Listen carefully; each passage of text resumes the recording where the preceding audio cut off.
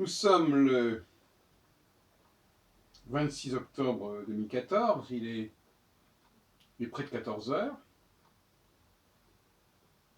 et je voudrais m'entretenir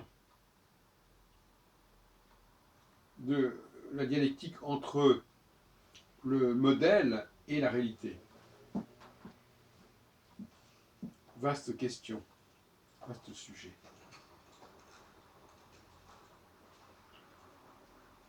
J'ai déjà signalé que le passage du modèle à la réalité implique une certaine forme d'approximation.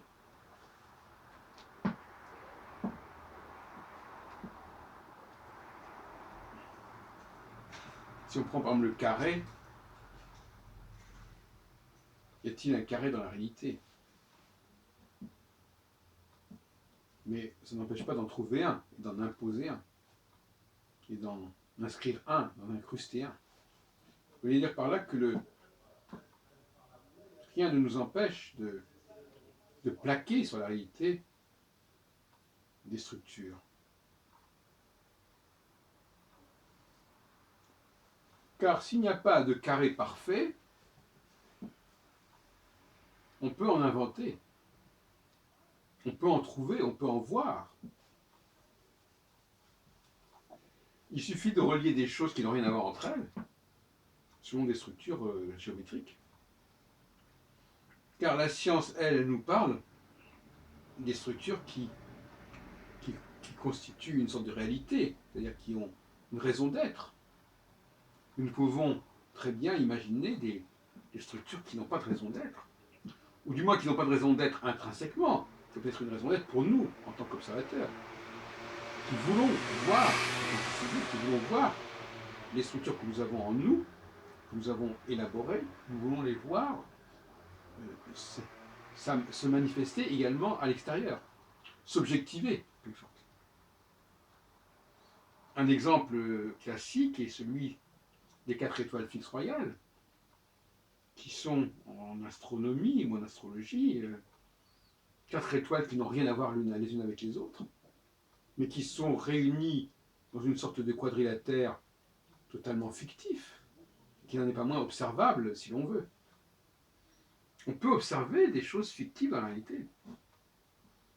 Ce sont des choses qui font partie de cette réalité, si vous voulez, quelque part, mais qui en même temps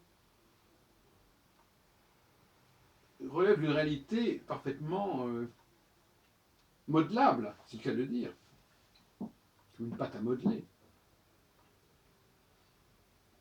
L'astronomie, par exemple, est ambivalente. Elle est à la fois un savoir très rigide, très rigoureux par certains côtés, mais en même temps, elle se prête à toutes les transpositions, à toutes les interprétations, à toutes les lectures possibles, par le biais notamment de l'astrologie. Et ces lectures renvoient à une certaine forme de réalité, mais une réalité qui est fictive, comme les constellations par exemple, qui sont des réalités fictives, mais qui peuvent être observées néanmoins. Ce qui veut dire que ce qui est observable n'est pas forcément réel, ou que le réel n'est pas forcément ce qui est observable. Enfin bon, je veux dire par là que la notion de réalité, elle est très relative aussi. Je peux vouloir que telle configuration, tel agencement soit en rapport avec le modèle que je défends. Mais cet agencement, il n'est pas inhérent à l'objet que j'étudie. Par exemple, le ciel. Le ciel ne comporte pas cet agencement en soi, mais il en comporte néanmoins parce que je peux le voir de cette façon. Je peux le regarder, je peux le retenir, je peux le capter de cette façon. Donc le ciel se prête à un nombre illimité d'interprétations de combinatoires, et en même temps l'astronome est là pour déterminer quels sont les combinatoires qui sont véritablement signifiantes intrinsèquement au cosmos, et non pas celles qui ont été projetées.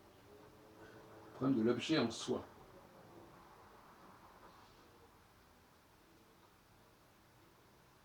Nous avons ainsi une réalité qui est modelée par l'homme, par l'observateur, et qui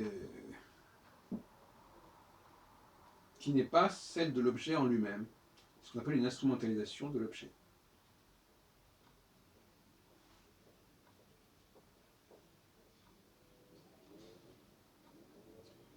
Certains diront, dans une sorte d'hyperscientisme, que ces objets qui sont remodelés par l'observateur ne sont pas des réalités. C'est vrai qu'ils ne sont pas, comme les lois de Kepler, par exemple, sont des réalités par rapport à l'astronomie. En revanche, le fait de découper le zodiaque en 12, c'est pas une réalité astronomique. Et néanmoins, ça peut s'observer astronomiquement. C'est ça qui est un petit peu flou dans l'esprit des gens. Si je peux l'observer, c'est que ça existe, et non pas forcément. Parce qu'il y a une marge de manœuvre qui fait qu'on peut tout à fait plaquer sur le réel des structures qui n'en font pas partie, mais qui vont en faire partie du fait même que je le fais.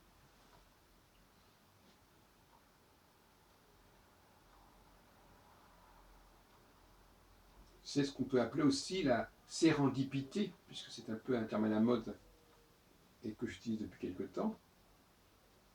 J'invente un nouveau réel. Je projette ma subjectivité créatrice. Je veux voir une partie du réel qui n'est pas dans le réel, ou qui n'épuise pas le réel, si vous préférez.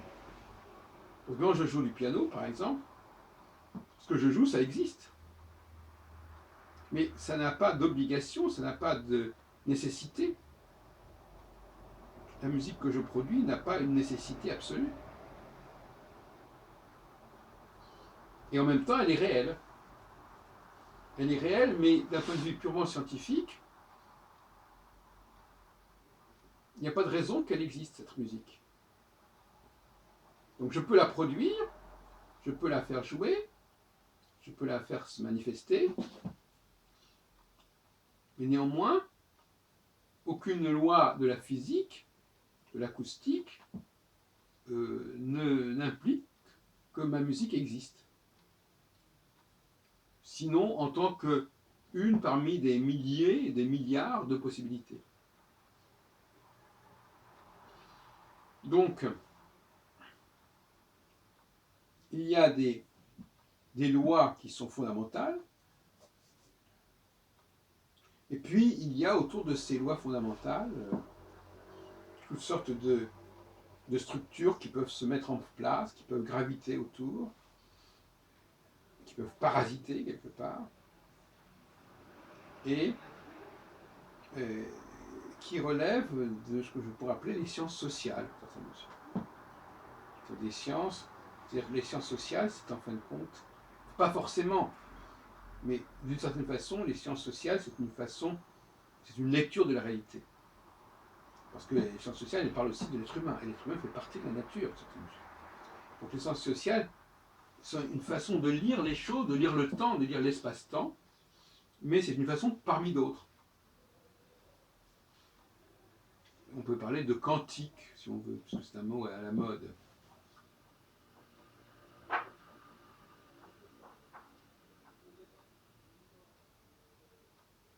Donc, interaction du sujet et de l'objet.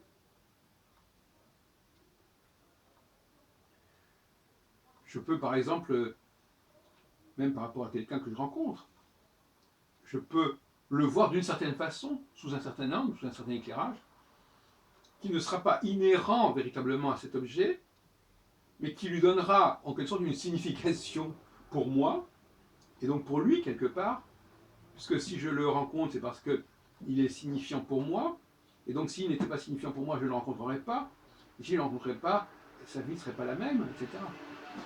Donc il y a une interaction entre le sujet et l'objet. Si les astres n'étaient pas porteurs de ce que l'astrologie y apporte, on s'intéresserait moins aux astres. Et même si ce qu'on dit des astres est totalement arbitraire, ou en tout cas n'est qu'une possibilité de lecture parmi 1000 autres, eh bien cette lecture-là va donner un débouché à l'astronomie, va lui donner une réalité supplémentaire, un surcroît de réalité que lui apporte l'astrologie. Donc quelque part, l'objet, le sujet apporte un surcroît de réalité à l'objet, enrichit sa réalité, mais en même temps masque sa réalité intrinsèque en soi, se substitue à cette réalité intrinsèque. De sorte qu'on peut très bien passer des millénaires à ne voir un objet qu'à travers des lectures parfaitement arbitraires, et ce n'est que beaucoup plus tard que l'on va essayer de tenter de dire ce qu'est l'objet en lui-même. Par exemple, dans le cas des planètes, avant d'avoir la capacité d'analyser la composition chimique des planètes, par exemple, eh bien, on a passé des millénaires à spéculer sur la signification des planètes. Et en même temps, ces spéculations font partie de la genèse de la planète, font partie de son curriculum vitae, de son CV. Ça s'est agrégé à sa réalité première.